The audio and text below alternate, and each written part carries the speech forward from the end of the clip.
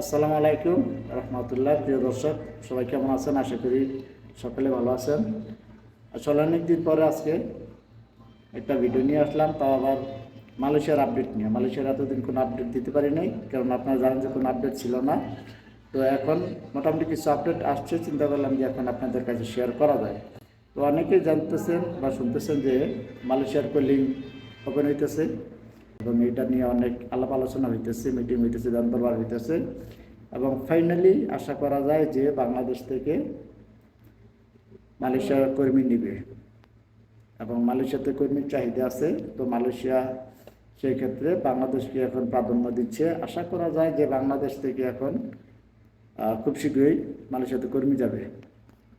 এটা আসলে আমাদের জন্য অনেক বড় একটা পাওয়া, বিশেষ করে বাংলাদেশের বেকারত্ব যেভাবে বাড়তেছে এবং বিশেষ করে সৌদি আরবের যে অবস্থা, আকামার যে খরচ এবং যে পরিমাণে লোকজন ধরতেছে সৌদি আরবে, অনেকেই জেল খাটতেছে, অনেকে জেল খাইটা বাংলাদেশে চলে যাইতেছে। তো এই লোকগুলো কিন্তু এখন বেকার।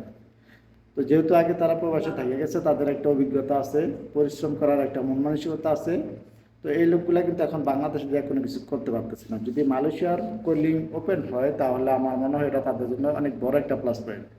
তারা যদি, যেহেতু একবার সৌদি আরবে কাজ করে গেছে, প্রবাসী থেকে অভ্যাস আছে, তারা যদি আবার মালয়েশিয়াতে ঢুকতে পারে তাহলে আশা করি যে বাংলাদেশ থেকে যে তারা মালয়েশিয়াতে অনেক ভালোভাবে কাজ করতে পারবে এবং বাংলাদেশের সুনাম তারা আরও অক্ষুণ্ণ রাখতে পারবে।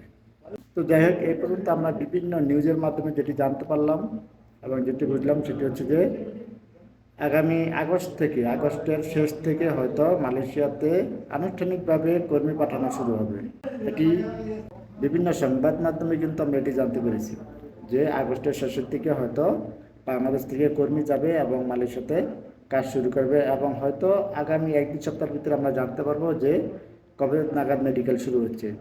এবং এবং এজেন্সির যে বিষয়টি, আশা করা যায় যে আগের মতো বিগত আমলে যে কলিংয়ের যে সিন্ডিকেটটি ছিল, এই সিন্ডিকেটটি এখন আর হবে না। এখন হয়তো সবার জন্য একটু উন্মুক্ত করে দেওয়া হবে, সবাই হয়তো কর্মী পাঠাতে পারবে। আর যদি এটি হয় তাহলে এটি যারা কর্মী যারা যাবেন মালয়েশিয়াতে তাদের জন্য খুবই ভালো হবে।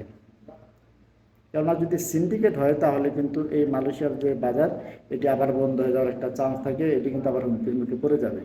তো আমরা আশা করব যে এবার সবার জন্য এটি উন্মুক্ত হয়ে যাবে, সবাই কর্মী পাঠাতে পারবে, আর কোনো সিন্ডিকেট থাকবে না। তো যাই হোক, আমরা এখন দেখি যে কবে নাগাদ মেডিকেল কবে হবে সেটি ঘোষণা করে এবং সিন্ডিকেটের ব্যাপারে কোনো নিউজ আসে কিনা বা যতগুলো এজেন্সি আছে তাদের সবাইকে উন্মুক্ত করে দেয় কিনা, আমরা অপেক্ষা করি, দেখি। হয়তো 2-1 সপ্তাহের ভিতরে এই বিষয়টি আমরা ক্লিয়ার হয়ে যেতে পারবে এবং বিগত আমলে যারা দুর্নীতি করেছে, যেসব সিন্ডিকেট চক্র এই মার্কেটটিকে ধ্বংস করেছে, হয়তো এবার তাদেরকে আর কোনো সুযোগ সুবিধা দেওয়া হবে না। তাদেরকে এই মালয়েশিয়াতে কর্মী প্রেরণের জন্য আর কোনো সুযোগ সুবিধা টোটালি দেওয়া হবে না, তাদের বিরুদ্ধে আইনানুগত ব্যবস্থা নেওয়া হবে। তো প্রিয় দর্শক, আসলে মালয়েশিয়া নিয়ে এই ছিল আজকে, খুব শর্ট করে একটি ভিডিও করলাম। পরবর্তী ভিডিওতে আমি জানিয়ে দেব যে মালয়েশিয়াতে যেতে হলে প্রাথমিক পর্যায়ে আপনাদের কী প্রস্তুতি নিতে হবে, এটি আমি আমার পরবর্তী ভিডিওতে জানিয়ে দেবো। আপনারা আমার চ্যানেলটি সাবস্ক্রাইব করে আমার পাশে থাকুন।